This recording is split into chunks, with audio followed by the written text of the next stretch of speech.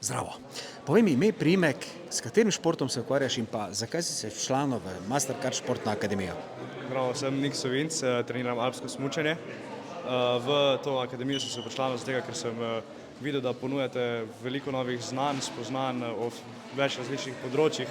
Najbolj me je pa zanimalo področje psihologije. Tvoji športni cilji ali cilji nasploh, kaj so?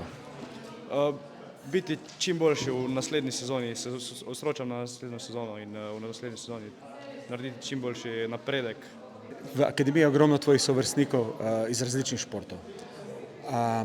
To druženje in to mreženje, kako gledaš na to, se ti zdi pozitivno? Ja, sigurno. Spoznavam nove prijatelje, s katerimi sem mogoče čez par let povezal. Se družim z njimi, mogoče. Ja, deljenje izkušenj in tako naprej, ne? Ja, točno to. Enim v športu uspe, enim pa ne. Ja. Zakaj misliš, da je tako? Ne vem, mogoče sreča, velika odvisnost sreče, pa mogoče nekateri tudi ne naredijo vsega, kar bi lahko, da bi postali to, kar si sami želijo.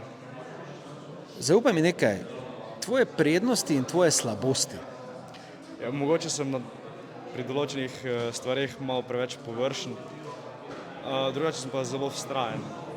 Se pravi, drugo je prednost, prva je bila slabost. Ja, Ti vidiš za sebe največ možnosti za svoj napredek.